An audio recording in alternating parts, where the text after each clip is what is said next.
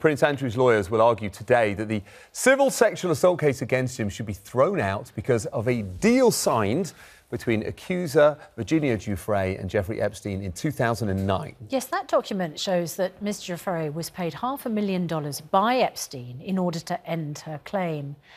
Prince Andrew vehemently denies all the allegations against him. Joining us now to discuss this, ITV News Royal Editor Chris Shipp and Rachel Fiset, who's a criminal defence lawyer based in LA. Good morning to you both. Well, Chris, if Prince Andrew wins this legal action today, then does this mean that everything goes away and it's the end of it? And if he loses it, how much do we get to hear about the allegations against him? So today, it's a virtual hearing in New York. It's all about whether or not a judge will consider Prince Andrew what's known as a potential defendant. Now, when I first read this document that was released yesterday, the one you just mentioned, I did wonder whether Jeffrey Epstein's lawyers in 2009 were being paid by the word, because there are a lot of words in there. But if you take two documents together, one is the 2009 lawsuit, and the other is this 2009 settlement agreement, the one in which Virginia Giuffre was paid $500,000.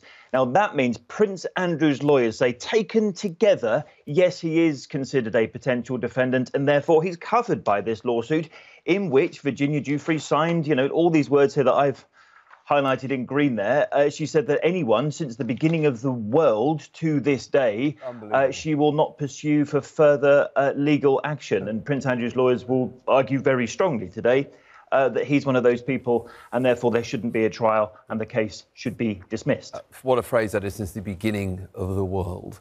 Yeah, quite. Rachel Fiset, let's just look at it from a legal point of view. It does seem pretty black and white, the wording in that agreement. How could, what is the way out of that for the people representing Virginia Giuffre? Well, a contract like this appears to both benefit the contracting parties, which are Virginia Giuffre and Jeffrey Epstein, and it also then benefits third parties. And that is a little bit unique in the contracts, is that to have the third party beneficiaries. And that is what other potential defendants would be third party beneficiaries. Now, the law does not allow for a limitless class of people to be benefited by a contract that they are not a party to. And so potential other defendants is a very broad term, especially when you think about it from the beginning of the world. But what they'd have to argue is that this is too broad. She did not intend to include Prince Andrew, that there was no definiteness to the inclusion of any of these other potential parties, and that this was not what they meant when they contracted. What do you think their chances are? What do you think their chances are of success?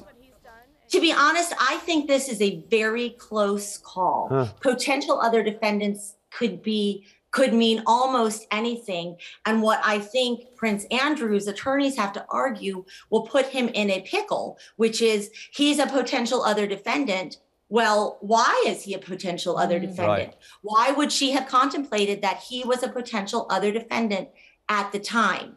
And that puts them in the place of arguing that he was part of the conspiracy that this was seeking to settle. Okay. And I think that's a difficult thing for them to argue when you think of what kind of criminal liability or other liability he could have as it relates to that. So, Chris, he could, under this settlement from 2009, it could mean that the judge decides that Prince Andrew can't then be sued by Virginia Giuffre.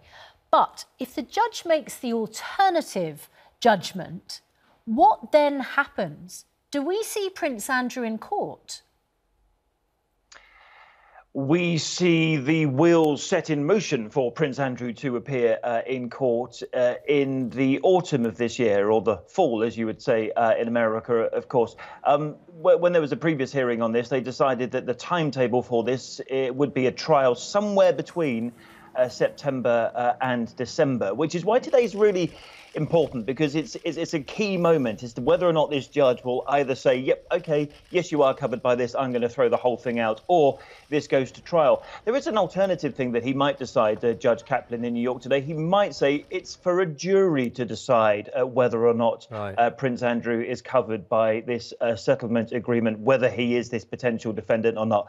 Either way, that drags it on. If it drags on, that's bad news for Prince Andrew. Right, it's hard to overstate what a big day this is for Prince Andrew. Yeah, absolutely right. Chris Shipp, thank you very much indeed. Rachel Fiset, thank you for your time. Still to come, as well. Corrie legend and I'm a Celeb runner-up Simon Gregson joins